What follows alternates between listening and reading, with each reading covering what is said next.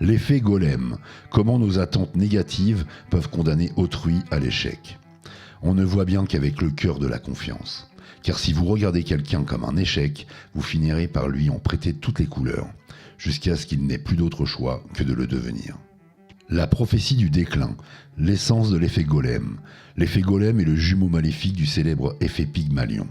Alors que ce dernier montre comment des attentes positives tirent un individu vers le haut, l'effet golem décrit le processus inverse. C'est une prophétie autoréalisatrice où des attentes faibles ou négatives envers une personne entraînent une dégradation réelle de ses performances. Le nom fait référence à la mythologie juive de Prague, où le golem est une créature d'argile dépourvue d'âme qui finit par échapper au contrôle de son créateur et devient destructrice. Dans notre psyché, le golem représente cette part d'ombre où le jugement d'un supérieur, d'un parent ou d'un enseignant agit comme un plafond de verre, emprisonnant l'autre dans une spirale de médiocrité. La fluidité de ce mécanisme réside dans son caractère inconscient. Nous ne pensons pas nuire, mais notre attitude traduit notre manque de confiance, et l'autre finit par se conformer à cette image dégradée de lui-même. Mr. Mind, Mr. Mind, please, where is my mind?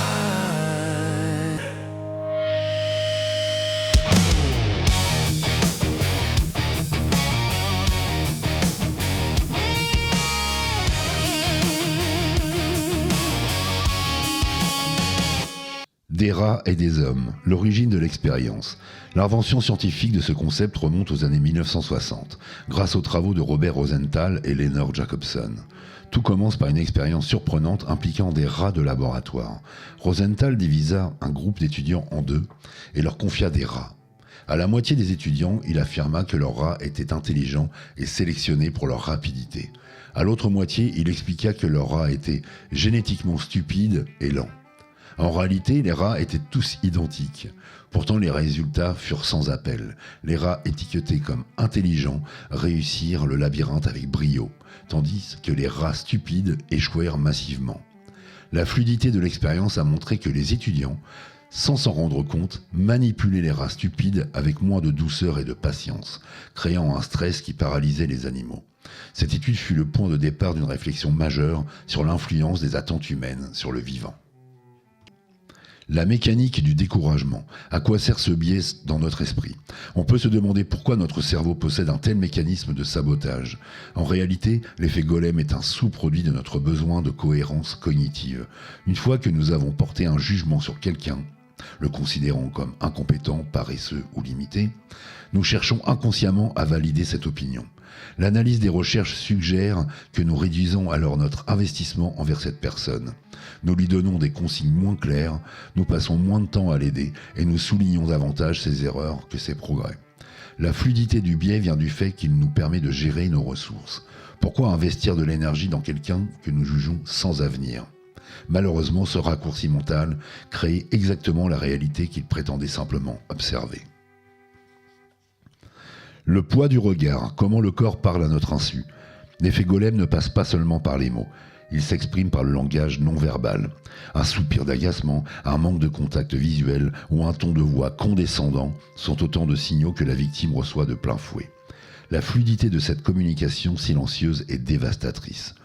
Lorsqu'un élève ou un employé perçoit qu'on ne croit pas en lui, son cerveau entre en état d'alerte. Le cortisol, l'hormone du stress, augmente, ce qui inhibe les fonctions cognitives supérieures, comme la mémoire ou la résolution de problèmes. L'individu perd alors ses moyens, commet l'erreur attendue, ce qui renforce le préjugé de l'autorité. C'est une boucle de rétroaction négative où le golem finit par naître de l'argile du mépris. Situation réelle, de l'école au conseil d'administration. Les exemples de l'effet golem abondent dans notre quotidien. À l'école, un professeur qui hérite d'une classe réputée difficile peut inconsciemment adopter un enseignement moins stimulant, ce qui conduit les élèves à décrocher davantage, confirmant ainsi la réputation initiale. Dans le monde de l'entreprise, un manager qui placardise un collaborateur en lui confiant des tâches subalternes et sans intérêt provoque chez lui une perte de motivation et de compétences. Le collaborateur finit par faire des erreurs par désintérêt, justifiant ainsi le choix du manager. La fluidité de l'injustice sociale est souvent nourrie par cet effet. Les préjugés liés à l'origine, à l'âge ou au genre agissent comme des effets golems massifs, empêchant des talents de s'épanouir simplement parce qu'on n'a jamais porté sur eux la possibilité de la réussite. Le coût invisible, les conséquences sur l'estime de soi. L'impact psychologique sur la victime de l'effet golem est profond et durable. Contrairement à une critique directe que l'on peut contester, l'effet golem agit par omission et par climat émotionnel. L'individu finit par internaliser les attentes négatives d'autrui. Il se dit « si mon patron ne me donne pas de responsabilité, c'est que je n'en suis pas capable ». C'est ce que l'on appelle l'impuissance apprise. La fluidité de la dévalorisation mène à une paralysie de l'ambition. On ne tente plus rien pour éviter de confirmer sa propre nullité. Alors que c'est le regard de l'autre qui a créé cette sensation de vide. Le golem n'est pas seulement une créature extérieure, il devient une part de nous-mêmes qui nous empêche d'avancer. Briser la statue d'argile, comment inverser la tendance ? Peut-on neutraliser l'effet golem ? La première étape est la prise de conscience. Chaque personne en position d'autorité, parent, chef, éducateur, doit régulièrement questionner ses propres préjugés. Qu'est-ce que j'attends réellement de cette personne ? Pour briser la fluidité de la chute, il faut forcer le système à produire des attentes positives, même artificiellement au début. C'est ce qu'on appelle la bienveillance inconditionnelle. En accordant délibérément de la confiance et des défis à ceux que l'on jugeait faibles, on déclenche souvent une remontée spectaculaire des performances. L'analyse des recherches montre que le simple fait de changer le regard d'un encadrant suffit parfois à transformer un échec annoncé en un succès inattendu. L'héritage de Rosenthal, une leçon d'humanité fondamentale. L'étude de l'effet golem nous laisse une responsabilité immense. Pour le curieux et le passionné, cette analyse est une invitation à devenir des Pygmalions, plutôt que des créateurs de golems. Elle nous enseigne que nous sommes, par nos regards et nos attentes, les architectes de la réussite ou de l'échec de ceux qui nous entourent. La fluidité de la vie sociale dépend de notre capacité à voir le potentiel caché derrière les apparences de la difficulté. En comprenant que nos pensées les plus secrètes sur autrui agissent comme des forces physiques sur leur destin, nous apprenons que le plus beau cadeau que l'on puisse faire à un être humain est, tout simplement, de croire en lui. Conclusion sur ce syndrome du regard dévalorisant. L'effet golem nous rappelle que nos jugements ne sont jamais neutres. Ce syndrome de la prophétie destructrice nous enseigne que nous avons le pouvoir de briser ou de bâtir l'autre par la simple force de nos attentes. La fluidité du mépris crée des monstres de résignation, alors que la fluidité de l'espoir crée des prodiges. En apprenant à identifier nos propres golems intérieurs, ces préjugés qui nous font condamner autrui d'avance, nous nous libérons nous-mêmes de l'argile de l'ignorance.